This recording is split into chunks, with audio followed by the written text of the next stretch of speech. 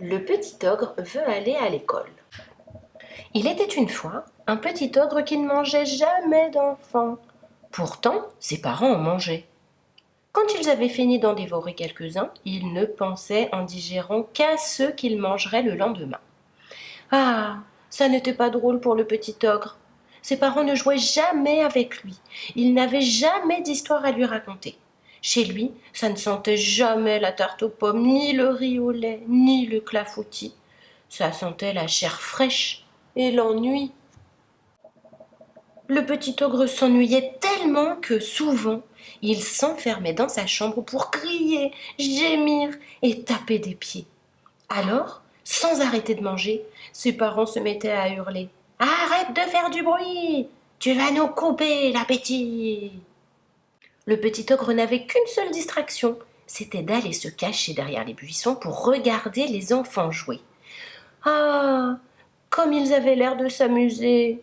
Comme ils avaient tous des idées pour jouer! Le petit ogre en était tout étonné. Jusqu'au jour où le petit ogre trouve un livre. Un livre oublié par un enfant pressé. Un livre avec des images et plein de petits signes noirs.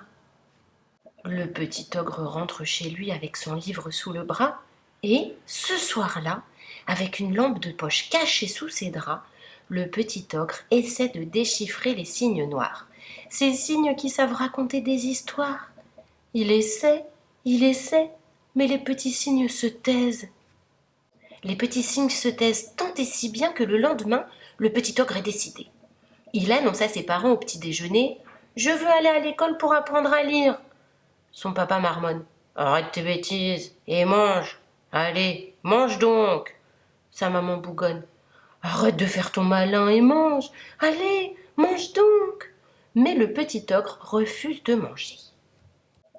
Il refuse tant et si bien que le lendemain, son père l'accompagne à l'école. Il dit à la maîtresse « Apprenez à lire à cet imbécile, ou je vous dévore tous !»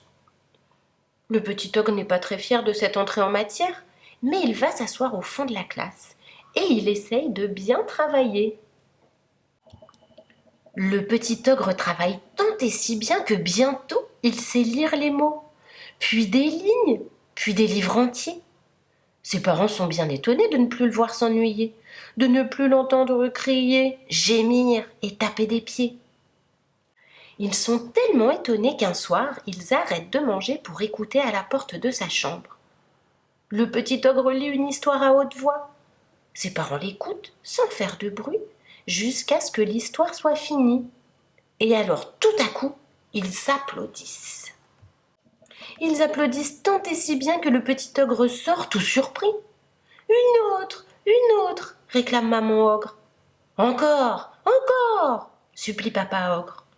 Alors le petit ogre lit une deuxième, puis une troisième histoire. Mais à la fin de la quatrième, il se lève en disant « Je suis fatigué, il est tard, je vous en lirai d'autres demain soir. » Les soirs suivants, le petit ogre n'a pas le temps de poser son cartable que ses parents le tirent par la manche pour qu'il leur lise d'autres histoires. Et tous ensemble, ils rient, ils pleurent, parfois même ils ont peur.